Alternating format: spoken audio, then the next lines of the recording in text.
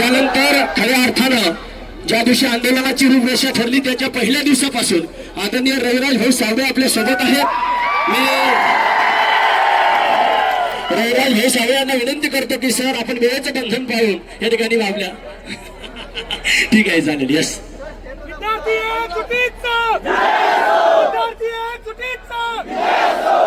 परीक्षा ऑफलाईन, परीक्षा ऑफलाईन. भारत माता की, भारत माता की, वंदे वंदे छत्रपती शिवाजी महाराज की, डॉक्टर बाबासाहेब आंबेडकरांचा, महात्मा फुलेंचा. एमपीएससी ची परीक्षा, एमपीएससी ची परीक्षा की ऑनलाईन करायची आहे. या राज्याची व्यवस्था, या राज्याचं प्रशासन असं झालंय इथं मटका फुटत नाही पण पेपर रोज फुटताय.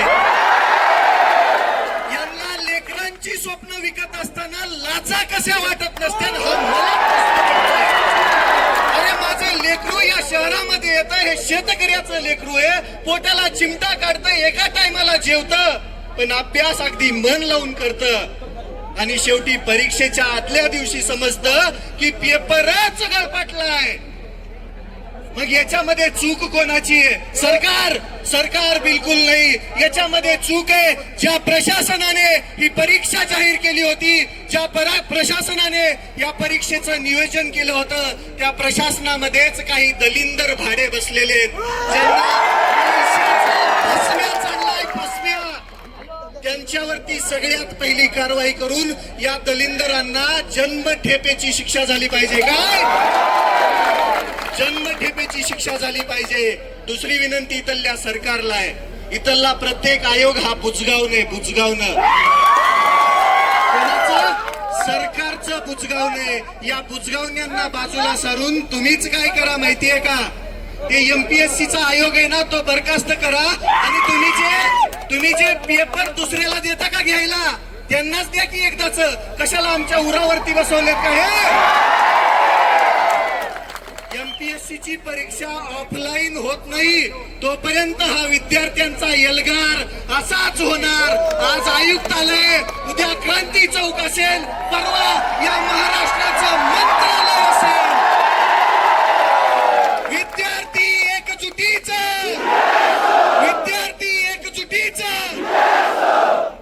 ही आहे क्रांतीची जागा, छत्रपती संभाजीनगर. तुम्ही सर्व एवढ्या ताकदीनं इथं उपस्थित राहिला, या सरकारच्या मनामध्ये धडकी भरायला वेळ लागणार नाही.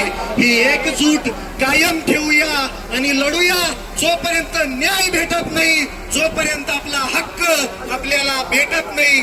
स्टेनोग्राफरची पदं यांनी गोठवली आहेत, त्या लेकरांची मागणी बऱ्याच दिवसापासून आहे, बऱ्याच दिवसापासून आहे.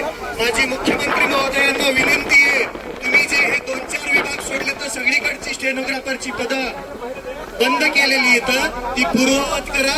लेकरांवरती अन्याय करू नका. एवढं बोलतो, थांबतो. जय हिंद, धन्यवाद.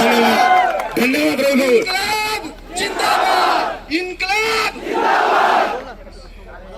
यानंतर